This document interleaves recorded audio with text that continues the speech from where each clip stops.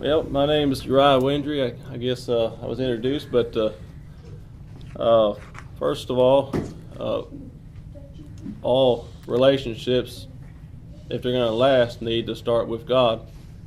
And particularly if we're talking about dating or courting or marriage down the road, if you don't put God in it, it's not going to last, and it's not going to. You're going to have more problems than you would if you didn't have God.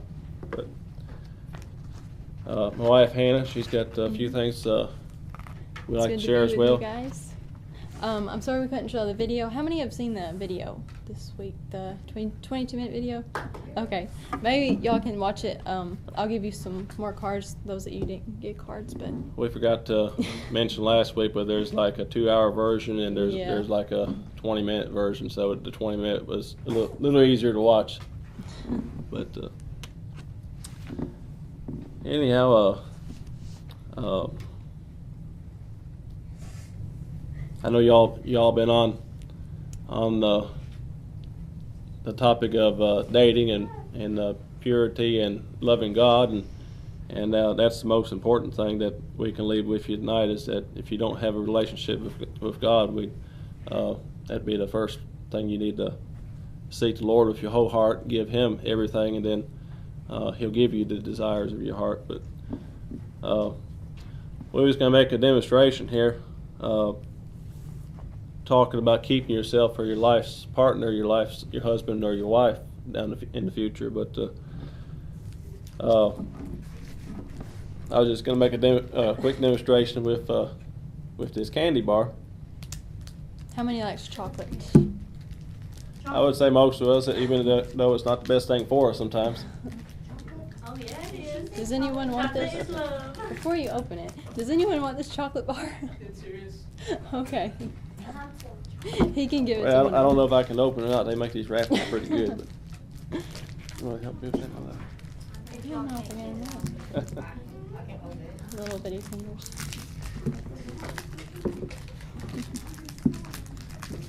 But like most of y'all said, most of y'all would want this candy bar, right?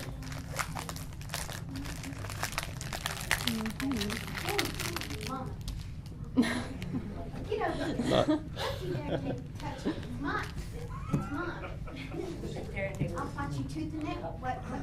What did you? Y'all still want this candy bar? I know you just did a bite out of that without breaking it. Okay. So you still want it, right? Just break off the part that he ate off of? Okay. And then he leaks the other side. Okay. Shame on you. So if I broke off the part that he eats, the rest of it's okay. It's not contaminated by his germs, but half of it's gone. So half of his heart is gone. This would be like my heart, like all the relationships I had from middle school and high school before I found my life's partner. Does middle school even count? Well, I guess today I know a lot of children will begin dating at earlier and earlier ages. I'm about 30. I'm 30 years old this year, but I know today that a lot of relationships start younger than they used to, but the important thing is that we want to leave with you is you want to keep yourself for your husband or your wife. You want to keep yourself pure in your mind and your body and every way, and give yourself to that one. You want to be able to give your whole heart and your body and everything to. Not just half of it. Half of your heart. Paul admonishes in 1 Timothy 5:22 to keep thyself pure. Which what does that mean? To keep yourself pure. What is purity? And what is purity? Does anyone know what purity is? Anybody have a definition on purity? Purity means clean. Yes. So Cleanness. cleansed. I guess it's meaning, I guess you'd say, Keep yourself. That's a good definition. You got a couple more you want to share? I like this one. It's freedom. Another definition is freedom from guilt or the defilement of sin, innocence. So purity of heart. I like that one. And most every definition here, there's 6 definitions it gives in the 1828 dictionary, and 5 of them say freedom. So it's freedom from guilt. Some people think that it's bondage to try to keep yourself, or to that you're missing out on something when you're young, but it's worth it in the end, that you can be able to give your whole heart and everything to the one man or the one woman that the Lord gives you. So, how many of you would like to meet your one true love and get married to just that one person and raise your children with just that one person and stay married to that one person till you die, till you get old and die? Okay. I think most of us do. I think that desire, God put that desire there because we want to be loved and honored and respected. We want to be cherished by that one person. And I think you already said this, but delight thyself also in the Lord, and he shall give thee the desires of your heart. So if that's the desire of your heart, if you delight yourself in the Lord, he's going to give that to you if you obey him. something else? So if you want that, you have to. If you want something, a marriage that's different from what everyone else has around you, you have to do something different than what everyone else does. So you look at good marriages, maybe your pastors, or if your parents have good marriages, you look at them and what do they do that makes their marriage work. And you just put God in the center of it. The Lord wants your whole heart, and when I was dating, or we call it courting also, but courting my wife, I was pursuing her heart, and we didn't have any physical contact. We had a handshake when we would part in the evenings, whenever we would part from each other. But we wanted to get each other's hearts and to hear each other and to learn about each other, and to we knew that we were engaged. Even if we were engaged, we knew that we were going to be each other's, but to keep ourselves and keep physical contact till the day we were married. And it just it means something to your spouse, and I think in the long run with the Lord, it just gives you a stronger relationship. But you got something you want to add to that? I remember one time in our relationship, Uriah worried about would I not feel loved, and because he had no physical contact with me, we didn't hug each other or anything like that. And I think all girls are very emotional and they want that love and affection shown, but he actually showed me that he loved me more than that. He showed me that he wanted not just that, a physical relationship. He wanted my heart first, and so he captured my heart first. And so that made our wedding day so much more special, when we ran to each other for the first time and hugged each other, and we shared our first kiss on our wedding day. It was just, it was wonderful. Do you have something, brother? I'm sorry? I thought I seen your hand. No. Okay. Go ahead. Okay. Yes. But no, it's it should be a goal, and if you all would really think about it, there, to give your whole heart to your spouse. And I know most of you are young right now and probably aren't thinking along those lines, but one day you want to be able to give your first hug and your first kiss to the one that the Lord gives you. And maybe you've already, done things you wish you regretted or something. God can heal that. Maybe if you already had breakups or relationships, God can. He's a restorer. So the Lord's a mender of broken relationships. You can't help what you did in your past, but you can help what you do in your future.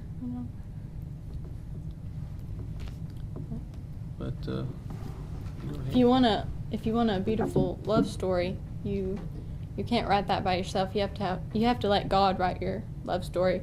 Even though you might be too young for marriage right now, most of you probably are too young for marriage.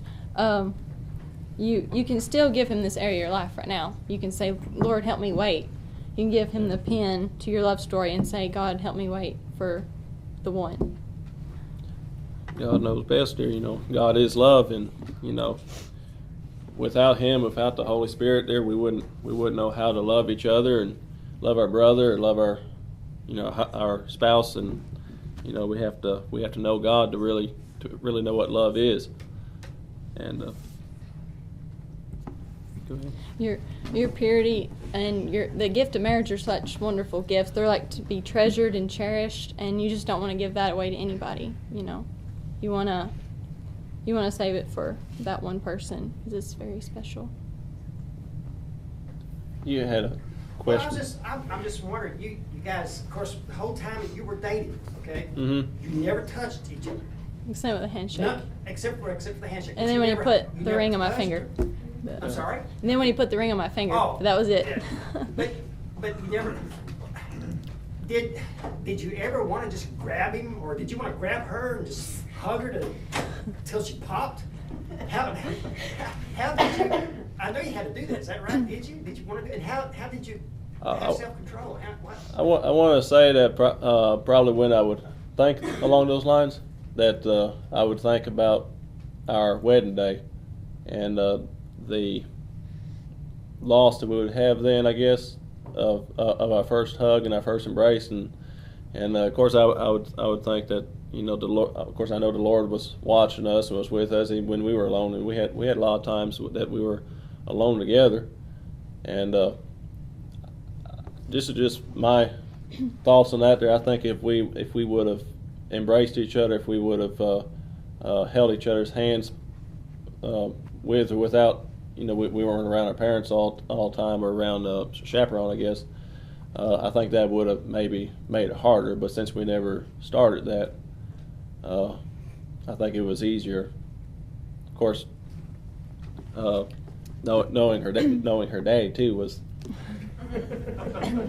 a little admonition there, I guess. And when we started, when we made that commitment, not to have physical contact, we asked our church and my parents to keep us accountable. Accountable, yeah. So we would have to answer to them, and we knew one day we would have to tell our future children, like, we made this commitment, but we messed up, and we want to raise our children like. So how did you come about this? I mean, why did you do this? I mean, why did you? Is there something? I think you read scripture earlier, but is there something in the Bible that led you to do this the way you guys done it? Well, Paul said in Corinthians that it's good for a man not to touch a woman, and when I was growing up there, my dad and my mom, they really instilled that in us. Of course, they didn't meet each other and go along the same pathway, but growing up, we were taught that it was good for a man and a woman to not know each other, to not touch each other, really have any physical contact until we were engaged and until we were married. But I think that if you do start with a holding a hand or with an embrace, it just leads to more physical contact, and it's a natural desire to want to get closer, to know that person better, and if you don't start that, I think it's just easier to focus on each other's hearts. To focus on. Not have that physical distraction. And my parents were a little bit different. They said at the beginning of our engagement, like, that we could hold hands and give side hugs and things like that. Yeah. And Uriah said no, that he had been raised differently, and he had made that vow. Well, they kind of left it optional, but I was, I just thought, well, I'm sorry. I'm so thankful that he made that decision. They kind of left it optional, but I was like, well, it'd be more special if we didn't, and of course we had once we were engaged, we had about a 6-month engagement, and I think that is a good thing also, because I know some people might, of course you date for a while, but if you're engaged for 5 years, well, it's hard not to want to get close to that person. I think you're too far. In your engagement pictures, those were Mickey Sims, who took the pictures, she said that was one of the hardest pictures that she tried to take, is because you guys weren't touching each other. Right. You're taking pictures for engagement pictures, and you're not touching each other. But those are some of the best pictures I think I've ever seen. They are, and some of them are in the video. Mhm. Yeah. And I remember talking about physical contact. I had a wreck one time, and I was really shook up. My car almost flipped, and I was really shook up. And Uriah was the first one to get there, and like this is when we were engaged. And I think both of us really wanted to hug each other, and because I couldn't have been killed, but he just asked, am I okay? And we didn't have that hug, but I knew one day that hug would come. If I just waited for it. Just have to stay close to God, I guess. Not rely so much on my emotions, even though I was really tore up at the time. You asked about the I guess the temptation or the want to hug her, and that was one of those times where it just, it wouldn't have been easy to. It would have been easy, and it might have been appropriate for the time, but just because we were committed to not having that contact there, I think, it was easier because we had made that commitment with ourselves, with God before then, that even at that time there was just to keep ourselves apart till our wedding day. But Can you talk a little bit about explaining what it was like? In the video, you guys for the first time, we got you on video hugging for the first time. Can you? I don't know if there's any words to explain that or not, but. I don't guess so. It was wonderful, and I guess it just a lot of emotion there. Of course, some of my family and different people I knew, they said, well, won't that be awkward to have your first kiss on your wedding day? And I said, no. I was like, it might, I guess some people could think it'd be awkward, but no, I don't think, I think it was wonderful myself just to be able to say that was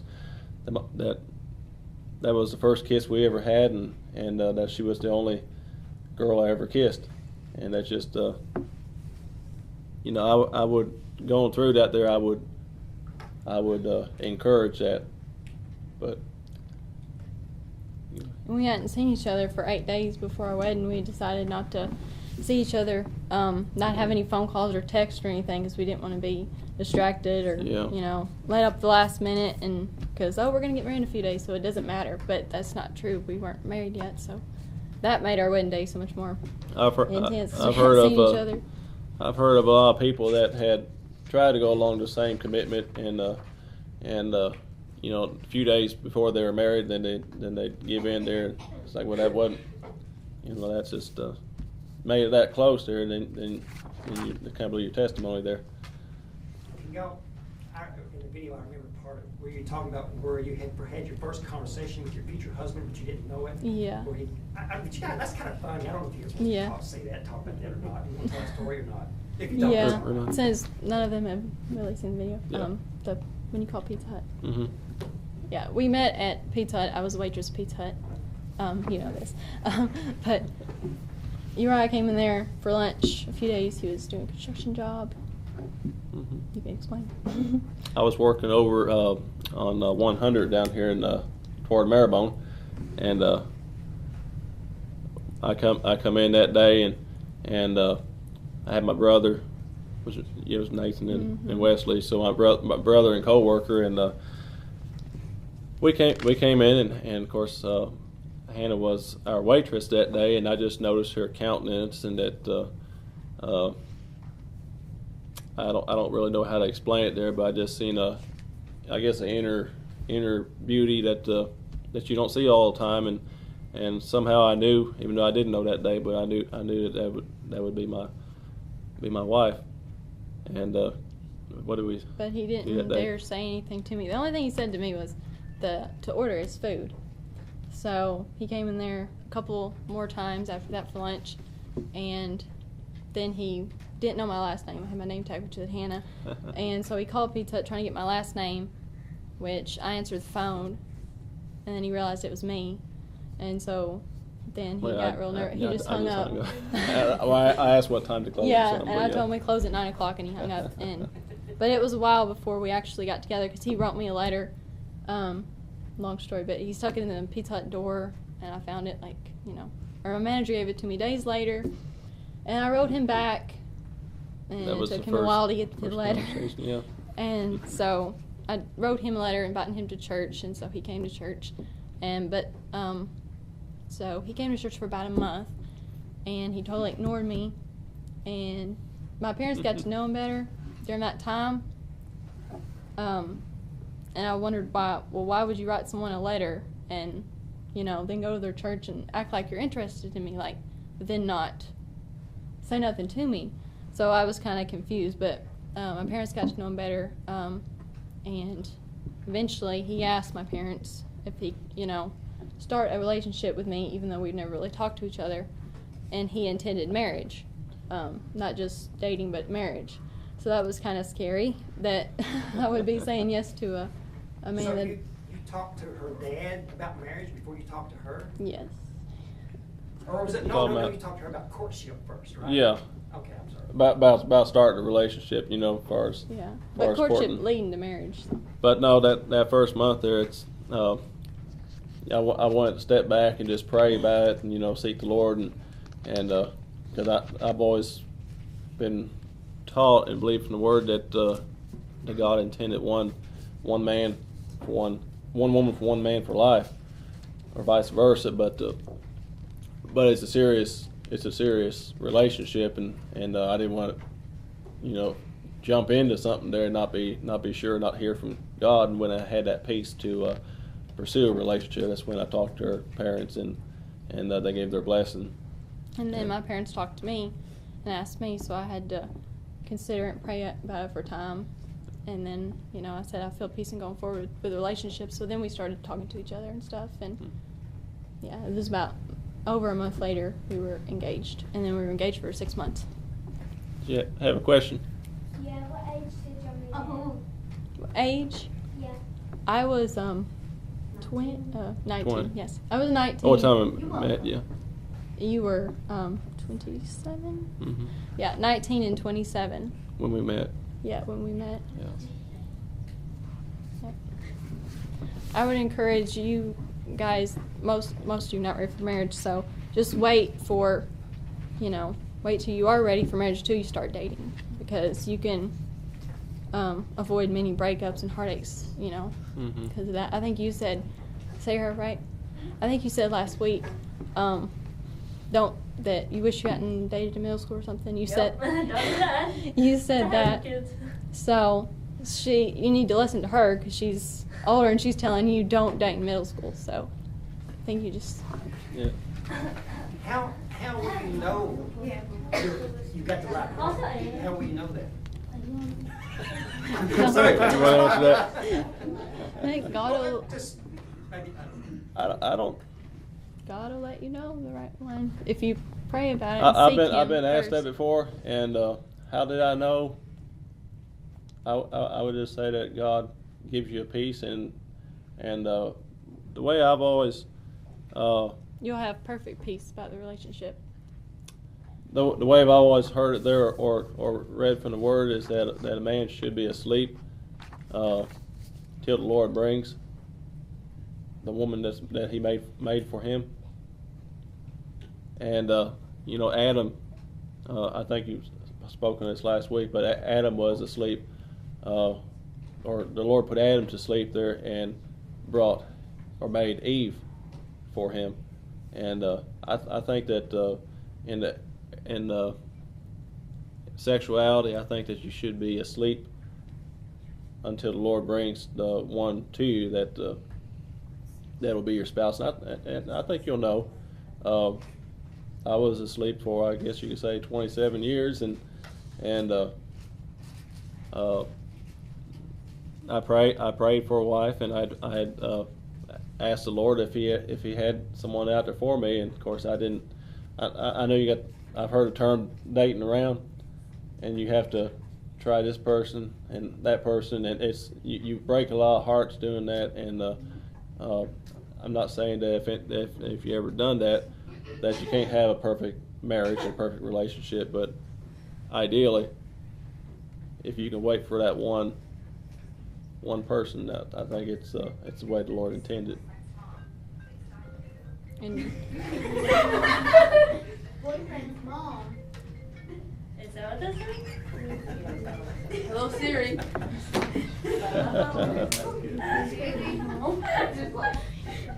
Well, there you go. That's how today's going. Yeah, so, right, that.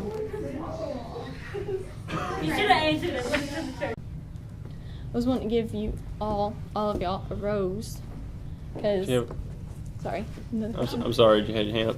Yeah, earlier you guys were talking about how you never touched. Along with that, did you mean abstinence? Yes. Yeah, not at any. I mean, we went as far as not holding each other's hand, which I think it's a good idea. I know a lot of people don't do that or can't do that, or they feel like they have to be more emotionally involved. But I believe when Paul said it's good for a man not to touch a woman in 1 Corinthians 7:1, I think that's the reason, because you get to holding her hand, and then next thing you know, you want to hold her leg, and it's their shoulder, and it's just side hugs lead to, hugs, and then hugs lead to kissing, and then kissing. I think it just goes. I think a biblical admonition there, as far as for abstinence, there is not to touch a woman until you're married, and hope that answered. I'm going to give all y'all a rose, because I think all of you, your purity is like, your heart is a beautiful rose. And the devil, he would love to just strip away, like petal by petal, like you might have had this little bitty crush in 2nd grade, and then this little bitty crush in 5th grade, and then in middle school there was this guy that you dated for a couple of years, and you had your first kiss. So the Lord wants your whole heart, and your spouse would like to have your whole heart, but if you gave your heart away to this one and that one. Mm-hmm. There was this guy in high school who you had all these lengthy text and phone conversations with, that you told him your heart, or if you're a guy, you told a girl your heart. You know what I mean? So little by little, they get, and then later in college, there's a person that you get involved with, and you say, well, it's okay because we're going to get married. You're engaged with this person in college. Oh, it's okay. We're going to get married. So it doesn't matter how far physically we go, because we're going to get married. But then he dumps you, or she leaves you. And so you have that breakup, which that breakup's really hard. So all you have is this left. And so on your wedding day, when you get married, all you have to give your spouse is that. But the devil would love for this to be you on your wedding day. But I believe that you, if you ask the Lord to keep your heart, to keep your purity, you can be that full rose and bloom on your wedding day, and you'll have no regrets. I think that's. And even if you've already made mistakes, it's okay. You can. You don't have to.